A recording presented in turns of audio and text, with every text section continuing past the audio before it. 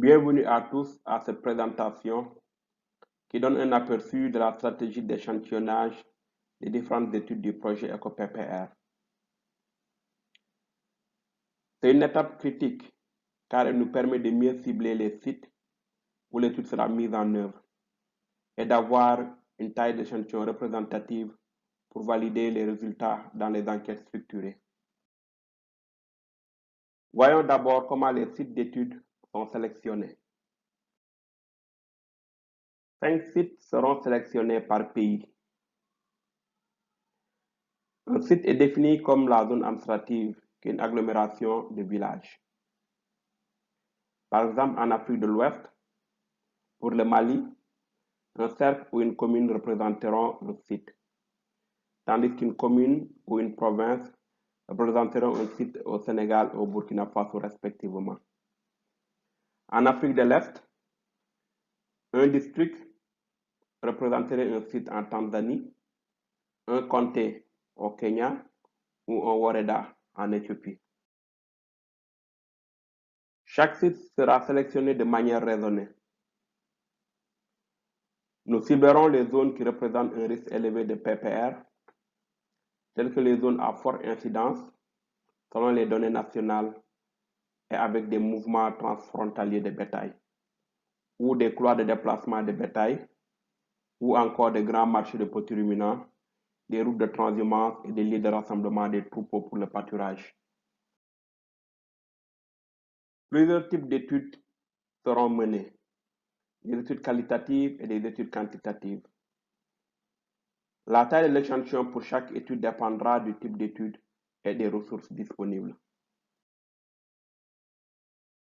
L'entretien avec des informations clés est utile pour planifier la collecte de données supplémentaires telles que les réunions communautaires, l'étude de marché et la surveillance participative des maladies.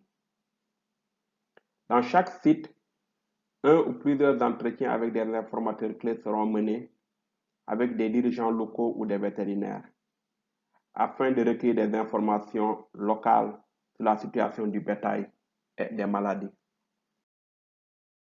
La réunion communautaire rassemble un groupe d'hommes et de femmes qui élèvent des petits ruminants pour discuter du système de production, des problèmes de maladies et de la gestion de ces maladies. Au moins une réunion communautaire sera organisée dans chaque site.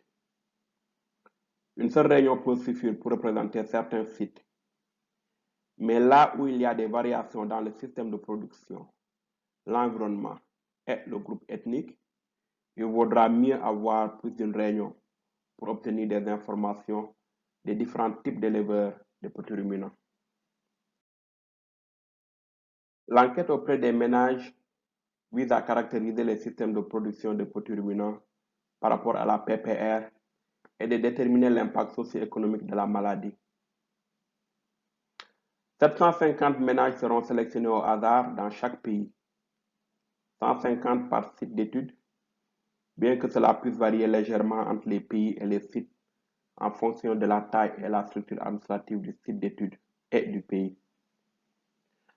Un plan d'échantillonnage à 2 degrés sera utilisé. Tout d'abord, les villages du site d'étude seront répertoriés à partir desquels un échantillon aléatoire de 10 à 15 villages sera constitué. Pour les villages sélectionnés, un échantillon aléatoire de ménages sera sélectionné dans la liste des ménages du village et le nombre à sélectionner par village sera proportionnel au nombre total des ménages du village. Par exemple, si un village compte 100 ménages et un autre 200 ménages, 2 fois plus de ménages seront sélectionnés dans le plus grand village que dans le plus petit village. Dans cette étude, un ménage est défini de manière flexible. Il peut s'agir d'une famille nucléaire d'hommes, de femmes et d'enfants, ou d'une famille élargie d'hommes avec plusieurs épouses et leurs enfants et autres personnes à charge, ou de familles dirigées par une femme. En conséquence, les ménages peuvent gérer un ou plusieurs troupeaux de moutons et de chèvres. Un troupeau étant défini comme une unité de gestion d'animaux gardés dans le même enclos la nuit, bien que les jeunes animaux du troupeau puissent être enfermés séparément. et les animaux sont rassemblés pendant la journée, bien que des troupeaux individuels puissent être combinés pour le pâturage selon la disponibilité de la main-d'œuvre. Le but des enquêtes de marché est de collecter des informations sur les sources et les destinations des animaux vendus dans le marché. S'il y a quelques marchés dans un site d'étude, alors l'enquête doit être menée sur tous les marchés, grands et petits. S'il y a un grand nombre de marchés, alors en utilisant les données de base, une carte approximative du réseau de marchés devrait être faite et une sélection des marchés plus grands et plus petits devrait être faite pour mieux représenter le réseau. Des études similaires antérieures sur les marchés en Éthiopie et en Tanzanie ont montré que les marchés de petite taille et de moyenne taille, tels que les marchés comptant jusqu'à 2000 petits ruminants, des entretiens avec un minimum de 20 commerçants suffisent pour saisir la majorité des sources et des destinations pour le marché particulier. Alors, on dit qu'on a atteint la saturation des données. Pour les marchés plus importants, nous devons augmenter cela. Il existe un tableau dans le guide du chercheur qui montre le nombre d'entretiens pour les marchés plus grands. Pour sélectionner les personnes à interroger, un transect de marché sera fait. Par exemple, si la zone du marché est carrée ou rectangulaire, nous marcherons en diagonale d'un coin à un autre. Tous les commerçants, acheteurs et vendeurs que nous rencontrons sur le transect seront interrogés, s'ils le souhaitent, jusqu'à ce que nous atteignions la taille minimale de l'échantillon. La dynamique des troupeaux vise à documenter les entrées et les sorties d'animaux au niveau de l'exploitation et à mieux comprendre la composition du troupeau et son évolution au fil du temps. 2 sites contrastés par pays seront sélectionnés pour cette enquête. Et au sous-ensemble des ménages ayant participé à l'enquête auprès des ménages sera sélectionné pour participer à cette étude. Dans chacun des 2 sites, nous suivrons 35 troupeaux qui seront sélectionnés au hasard dans chaque site.